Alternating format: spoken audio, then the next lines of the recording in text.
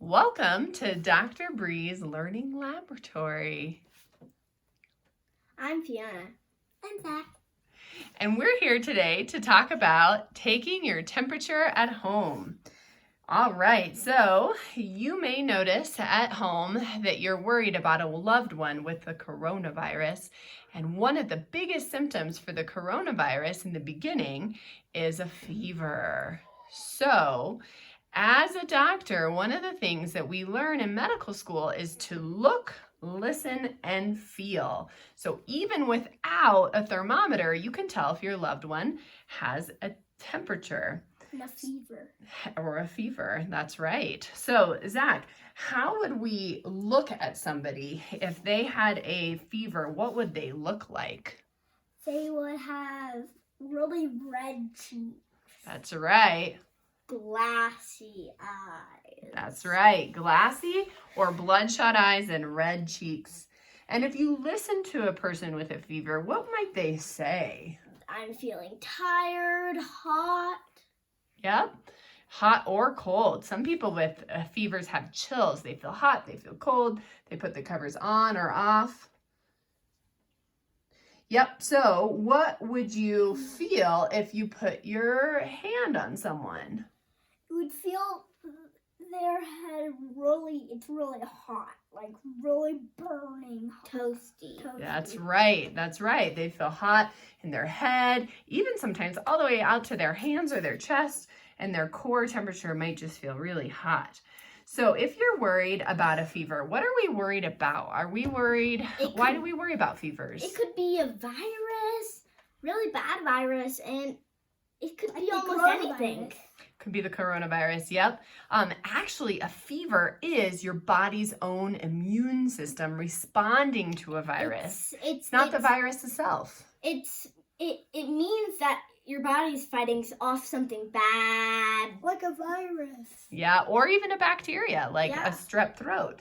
That's right, or an ear infection, which can be a bacteria. So a fever is just a sign that your body is fighting something off, and it's a really normal and healthy response. The reason we worry about a fever is because a person can become dehydrated. How can we tell if somebody's dehydrated? They are not peeing. That's right. Yep, or they're very thirsty, and I've once been really dehydrated, and I was drinking water milk every time I finished a glass. Yep, you're very thirsty when you're dehydrated. That's right. And some people that are dehydrated, they start to breathe really quickly or feel dizzy. Yep, or they start to feel like really lightheaded. So those are all signs that somebody might have a fever. So if you don't have a thermometer right now, which you might not because they're expensive at the moment because of coronavirus, so you might not have a thermometer. You can buy it on Amazon. You can buy it on Amazon, but they're very expensive and hard to get right now. So if you can't have a thermometer at home, you can look, listen, and feel. And if you're worried that somebody has a fever, keep track of the day that the fever starts and start using ibuprofen or Tylenol. The concerns about coronavirus and ibuprofen haven't panned out so much in the science. So if whatever you have at home to control the fever, our goal is to keep the temperature below 104. If you cannot control the temperature at home with ibuprofen and Tylenol, you need to call your doctor right away. So one of the things we can do is we can take a temperature with a thermometer. There are many different kinds of thermometers. There are temporal or artery thermometers, infrared thermometers, under the tongue thermometers, in the ear thermometers, and even sticker thermometers. So depending on what you have, we're going to give a demonstration of a couple different options. All right, so let's have Zack show a ear thermometer for Fiona. This goes in the ear. Now, it's really important that you are able to fit the entire tip into the ear canal. So you kind of have to dig it in there. For babies, these often do not work. What's the temperature, Zack? 99.6. 99.6. And that's a good point. Sometimes we'll get a high reading, and then if we check it again right away, it'll be normal. So we don't worry about one reading. We worry about multiple. Try it again. If one reading is out of range, but everything else looks okay, you can generally ignore it if it's 99. A normal temperature on a home thermometer can be 96 to 99, and that can be normal. But a temp of 102? 97.7. That's right. So that's when we know that the data we're getting from our home thermometer isn't exactly that good, because we wouldn't go from 97 to 99 in just a second, right? Mm-hmm. So that's why you can check a couple different times and look at it in the whole picture of everything going on. All right, Fiona, try our Exergen temporal thermometer that is infrared. Yep, show us that one. Now this one, it's important to get directly on the skin, and you go from one side of the forehead to another. That's right. Now make sure it's flat against the forehead. Great.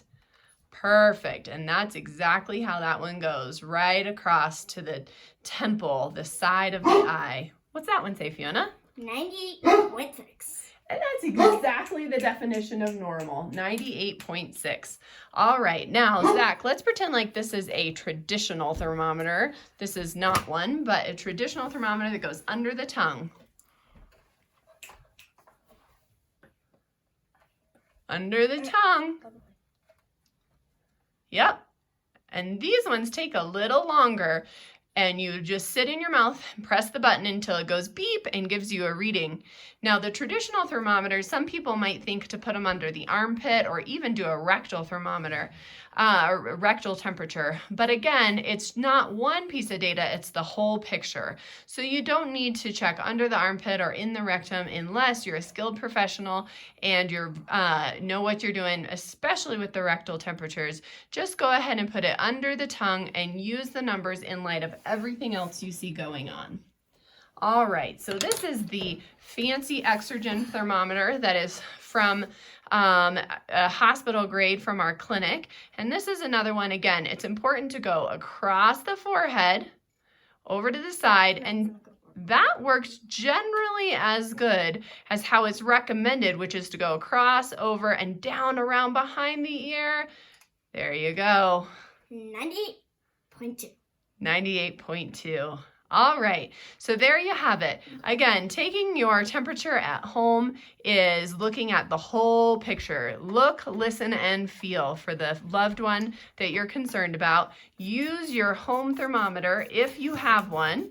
And remember that you only need to worry if the patient's looking dehydrated, short of breath, feeling dizzy, or not responding to ibuprofen and Tylenol. Bye. Thank you for watching. Thank you for watching.